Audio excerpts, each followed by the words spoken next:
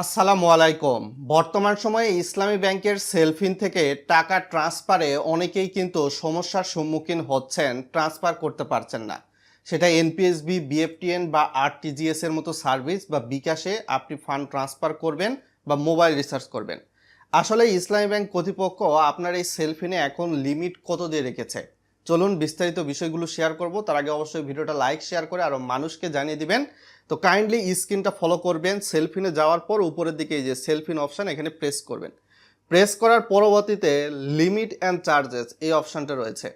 এইখান থেকে আপনারা দেখতে পারবেন লিমিট এবং চার্জেস উপরের ডানের দিকে একটা সার্চ আইকনের মতো রয়েছে, সেখানে ক্লিক করে দিবেন।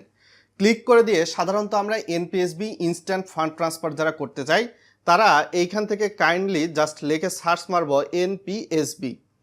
এনপিএসবি লিখে যদি সার্চ মারি তাহলে কিন্তু ইসলামী ব্যাংক কর্তৃপক্ষ দিয়েছে আপনি সর্বনিম্ন 100 টাকা, সর্বোচ্চ 1000 টাকা ডেলি আপনি ফান্ড ট্রান্সফার করতে পারবেন এনপিএসবির মাধ্যমে, এবং আপনার ডেলি লিমিট সর্বোচ্চ 20 বার থাকবে এবং আপনি সর্বোচ্চ 10,000 টাকা। আর মান্থলি সর্বোচ্চ এখান থেকে সম্ভবত একক, দশক, শতক, হাজার, অযুত, লক্ষ, নিযুত অর্থাৎ 10 লক্ষ টাকা ফান্ড ট্রান্সফার করতে পারবেন এনপিএসবির মাধ্যমে, এবং সর্বোচ্চ 300 বার। আগে যেটা কিছুদিন আগে কিন্তু সর্বোচ্চ 5,000 টাকা ফান্ড ট্রান্সফারের সুযোগ দিয়েছিল, সেখান থেকে অবশ্য আস্তে আস্তে ব্যাংকের পরিস্থিতি ভালো হচ্ছে, বুঝতে পেরেছেন। এখন আমরা যে কাজটা দেখব সেটি হচ্ছে BEFTN, BFT sorry EFTN, EFT, হ্যাঁ ইএফটি হিসাবে এটা পরিচিত। তো এই ক্ষেত্রে আপনি ডেলি 5,000 টাকা সর্বোচ্চ 20 বার, মান্থলি সর্বোচ্চ 10 লক্ষ টাকা ইএফটি করতে পারবেন। আর অনেকে হচ্ছে আরটিজিএস বা রিয়েল টাইম ফান্ড ট্রান্সফার বা বিকাশে ফান্ড ট্রান্সফার করতে চাই, সেটা কেমন? তো আমরা যদি বিকাশ দেই, বিকাশ লেগে সার্চ মারি, তো এইখানে তারা কিন্তু লিমিট কমিয়ে দিয়েছে, দেখতে পাচ্ছেন 20,000 টাকা। একদিন আগে হয়তো বা করাও যেত না, সোমবার থেকে পরিস্থিতি স্বাভাবিক হবে ইসলামী ব্যাংক কর্তৃপক্ষ বলেছে, এবং প্রশাসক নিয়োগ দেওয়া হয়েছে, এটা তো আমরা জানি। তো এখন সর্বোচ্চ 20,000 টাকা ফান্ড ট্রান্সফার করতে পারবেন, তারপর করে ডেলি সর্বোচ্চ 50,000 টাকা বিকাশে ফান্ড ট্রান্সফার, একদিনে সর্বোচ্চ 20 বার, মান্থলি লিমিট সর্বোচ্চ 1 লক্ষ টাকা পর্যন্ত। তো এই ফান্ড ট্রান্সফারের লিমিট ডে টু ডে কিন্তু পরিবর্তন হয়, সবসময় ফিক্স থাকে না। এরপরে এখন আমরা যে বিষয়টা দেখব সেটি হচ্ছে আরটিজিএস। দেখি RTGS, real time fund transfer, এখানে দেখাচ্ছে না আরটিজি লেখে, এখানে তারা দেখাচ্ছে না।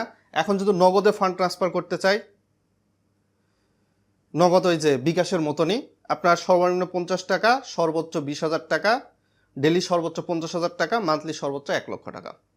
সো আশা করি বুঝতে পেরেছেন, এবং মোবাইল রিচার্জেও কিন্তু আর সমস্যা হবে না। অনেকেরই কিন্তু মোবাইল রিচার্জের সমস্যা হচ্ছিল, আমিও নিজে প্রায় রবিবারে আমার হচ্ছে ইন্টারনেট শেষ হয়ে গিয়েছিল, মোবাইল রিচার্জ করতে গিয়েছিলাম, দেখি আমি মোবাইল রিচার্জ করতে পারতেছি না, পরবর্তীতে বিকাশ থেকে আবার মোবাইল রিচার্জ করলাম। তো এটা ছিল মোরাল অফ দ্য স্টোরি। তবুও আমি আপনাদের সামনে এখান থেকে যেহেতু এসেইছে মোবাইল রিচার্জের লিমিট কেমন দিয়েছে সেটা দেখাই।